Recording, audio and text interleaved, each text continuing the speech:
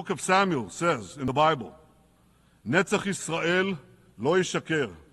The eternity of Israel will not falter. It is the same Bible that tells us in the stories of the Old Testament, much which has guided many people across this world.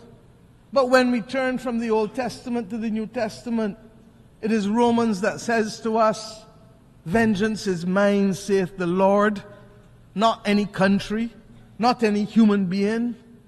So that the Bible can't be used as a convenient aid when it suits us and rejected when it doesn't. Mr. President, above all else, we need a global reset on peace. There needs to be global peace. And those of us who are old enough would have recognized that there are peaks and valleys as it relates to this issue of conflict. There are few areas where the world is more in need of the United Nations acting as the United Nations to secure the objectives of the Charter than in the area of peace and security. The silence that has engulfed Sudan is unacceptable and may well be rooted in the racism that the world still carries as a badge of honor from the victories of the last great war of the World War II. The actions in Myanmar cannot continue. Ukraine has sucked more oxygen out of the global community and the global financial system than any of us can appropriately accept at that very time when the world needs to be applying its resources and efforts to fight in the greatest crisis known to mankind.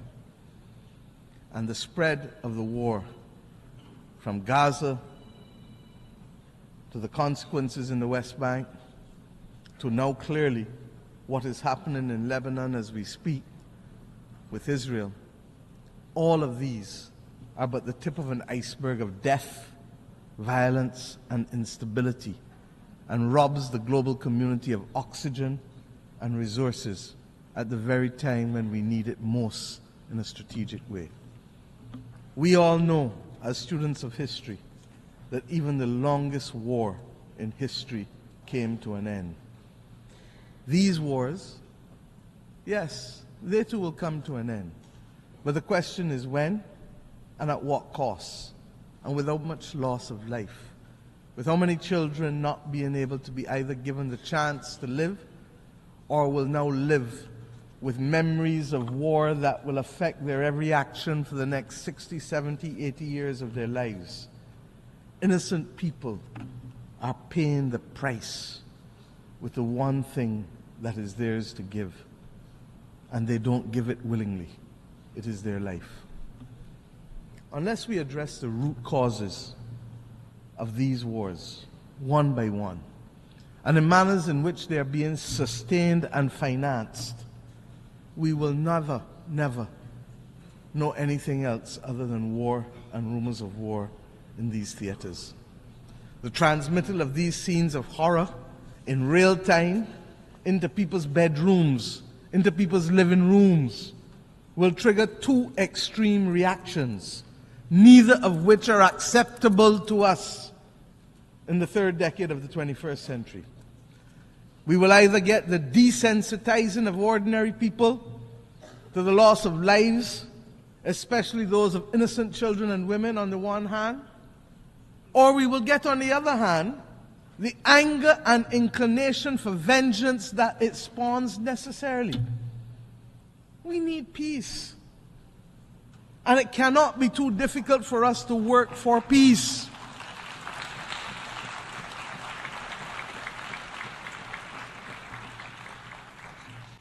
It is the same Bible that tells us in the stories of the Old Testament, much which has guided many people across this world. But when we turn from the Old Testament to the New Testament, it is Romans that says to us, vengeance is mine, saith the Lord, not any country, not any human being. so that the Bible can't be used as a convenient aid when it suits us and rejected when it doesn't. In the midst of this maelstrom, we were very clear. My country took the step this year of recognizing and establishing diplomatic relations with the state of Palestine, in spite of having supported a two-state solution since 1969.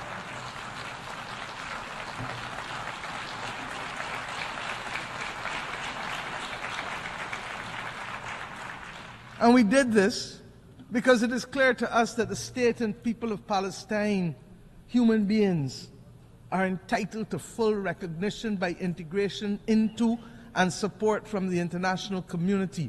The Charter does not say we the people, with the exception of any one group from any one part of the world.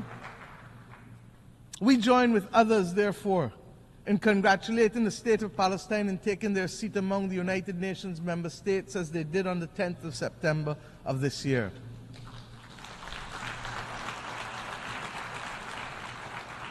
And let me be clear, we condemn the actions of Hamas on October 7th. But we equally and strongly deplore the humanitarian catastrophe in Gaza, which is the result of the disproportionate use of force by Israel. There's no justification for it. And that is why treaties exist governing the rules of engagement for war. Because we as human beings learnt better and know better and committed to better. A two-state solution, no matter how elusive it may appear to be now, is the only answer. And I've said already this week that we have known difficult battles in mankind's history. But when we were in it, we didn't think we could achieve it. But we did. We abolished slavery. We removed apartheid in South Africa. These battles are not beyond our creativity, our capacity, and our resilience to resolve them. Similarly, we insist that the killing in Ukraine really has to stop. The people of Ukraine must be allowed to live within the internationally recognized boundaries of their state in peace and freedom from the threat of use or force. And as I said, it is sucking too much oxygen out of the global financial system, and countries that should be the beneficiary of aid are being told that they may have to wait in the interest of the defense of others because of war. I say to us truly, there has to be a singular commitment to build a peace. Truly.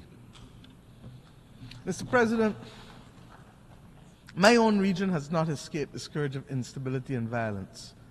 The Americas do not constitute today a theater of war.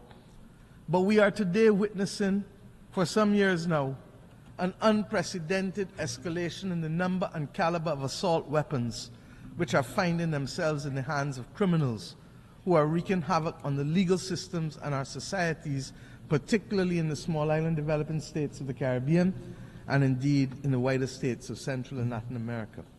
This scourge caused by guns manufactured in the United States of America primarily also requires a fundamental reset. The right of persons to bear arms in countries not engaged in military conflict should not be an opening to accept as legitimate the presence of assault weapons in countries. It is simply not right. There is no place for assault weapons in our societies.